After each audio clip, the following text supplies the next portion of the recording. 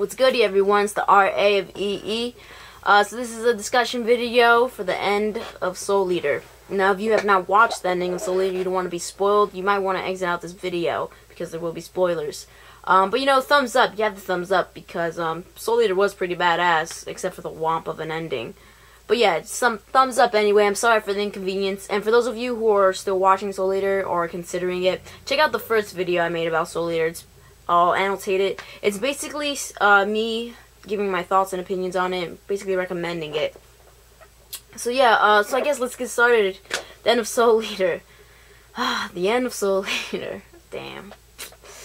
Let me start off with the positive things. I've always liked the animation in Soul Eater, the whole series. So the animation at the end was good.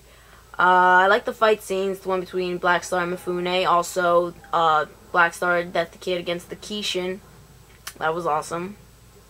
I like the development of Soul and Maka and the relationship, and how they at the end they will take bullets for each other, and I love that about them.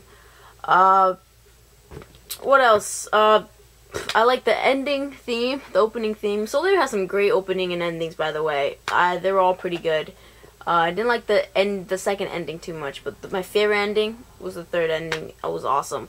It's pretty beast. Yeah, I don't like saying the word beast too much. Let me see. I like crazy good. It was crazy good. But the ending of Soul Eater was just like a fail. A fail. Yeah, I don't like saying fail either. I call it a womp. It was a womp. Why? Wow. I have a lot of actually criticism for the ending of Soul Eater. I couldn't enjoy watching the ending of Soul Eater because the last 5 minutes felt like 20 minutes.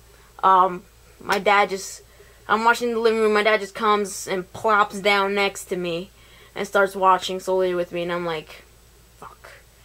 And I play it, and it's at that part where like it gets really cheesy, and Maka starts talking about bravery, and there's all this talk about fear, and it's just that was cheesy, really cheesy about Soul Eater. I was like, and just having my dad sit next to me, it just made it even cheesier. I got really subconscious. I was like, wow, my dad probably thinks I'm the biggest nerd ever.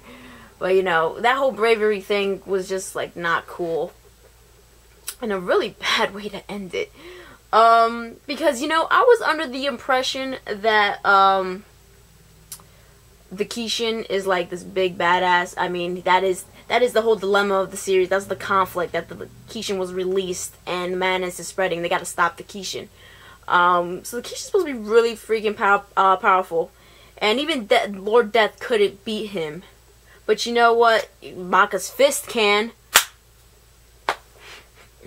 You know, I honestly thought, since the Kishin was such a big boss, that all the weapons and Meisters were just gonna come at him at once, and then ultimately Death the Kid, Black Star, and Soul and Maka would be the last one standing, and then Maka and Soul will come up with some special, awesome, cool move, and then kill the Kishin.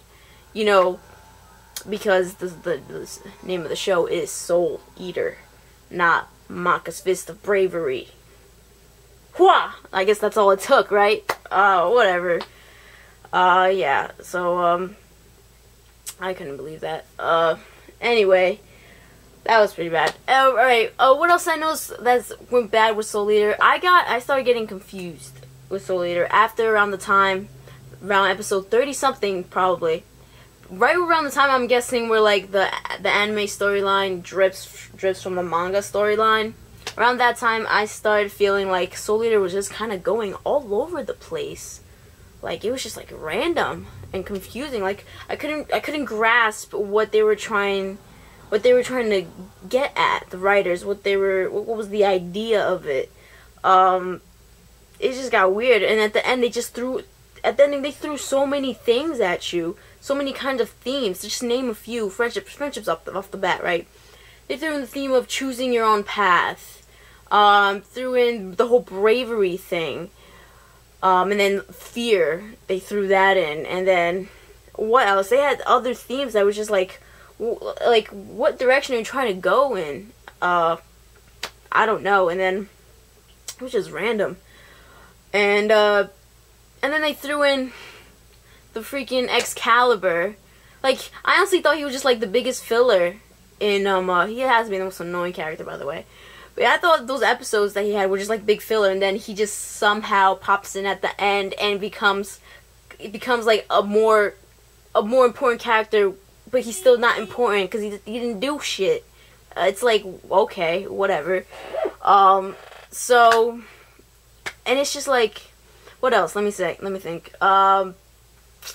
What was things that were not settled that I wish they would have settled and resolved? Okay, like Maka's mom. I always thought we would see Maka's mom. She would appear. Something that wasn't resolved was the bitter, sour relationship Maka has with her father. That wasn't resolved at all. I would have loved to have seen more development between Death the Kid and the Thompson sisters, Patty and Liz. And also more about the relationship Death has with his father and what the hell happened with his mother. But out of the three, Death the Kid had the least development.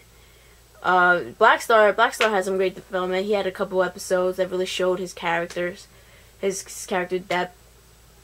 And what else? Stuff they just. Alright, one of the biggest ones. So apparently Maka's a death scythe. Oh, she's a weapon. Basically. Now I know there's something about that in the manga, but they totally just threw that in there randomly the last episode. Like, who else saw that and was like, what the fuck? What the fuck's going on? You know, as a writer, I know when you're wrapping up a story, you don't, for example, introduce a new character that has like nothing to do, that has nothing to contribute really, except it's just a waste of space and a waste of time. You don't introduce a new character because when the story's actually resolved, people are gonna be wondering what happened to that character that was just introduced. What's that about? People are gonna wonder. And that's what they did with the Maka being a whole weapon thing. Now when that popped up, not only was I like WTF, I was thinking, okay, if they're sticking this in there now, because this shit was not previously mentioned in any of the episodes, so they're sticking this in now. They either better have a hell of a good explanation behind it, and that better be the method that Maka uses to actually defeat the Kishin. Like, that better defeat the Kishin, her being a weapon. Crappy explanation is what they had, which was basically, she's unconscious, so her dad was like, is a scythe, so when she's unconscious, she could become a weapon. Terrible explanation. Stupid phone. And then that isn't the way she defeated the Kishin, as we all know. All it takes is a jab. They just had to punch him in the face, and that was it. Anyway, so yeah, that was a terrible explanation. Useless, just a waste of time. Just threw that in there. That was so random. I was like, okay, WTF, okay, whatever. I was like, wow, that's pretty bad. But I guess the writers couldn't do anything. I don't know what happened with the writers here. They just like gave up. But what else? Other random crap they just threw in there. And then it just ends with bravery, blah blah blah. As far as wrapping it up at the end, and they're basically, all the heroes are just standing amongst the rubble, and they're just like happy that they defeated the Kishin, and that's it. That's how it ends. So yeah, I had quite a few flaws. Now I see, but I was already warned that the ending was terrible. I've been told that many times. So I was warned about it, and I couldn't even enjoy it because my dad was right next to me. Because, you know, and watching anime is like a solitary thing. You know, not many people watch it with a companion, and I definitely don't. I don't know, it's weird. Just can't do it. But anyway, guys, everyone, tell me what you think of the ending of Soul Eater. What'd you think about it? What's your opinions on it? I'm not too upset about it because what I'm hoping for is not only am I gonna read the manga. I'm going to be reading the manga, so I'm not too upset that the unsatisfying ending, which a lot of anime has. But I'm hoping that they do like kind of a reboot thing like they did with Brotherhood, and like they wait till like the manga's close to ending, and then they basically they make a new anime that strictly follows the manga. I would love to see that. That'd be awesome. Because what I've seen, from what I can tell, the DVD sales are doing good, the manga sales are doing good. So hopefully that can happen. I mean, slowly it is getting up there, kind of. But yeah, that's what I'm hoping for. So yeah, tell me what you think. That's all I gotta say. This is 8 syllables. I will surpass God, bitches.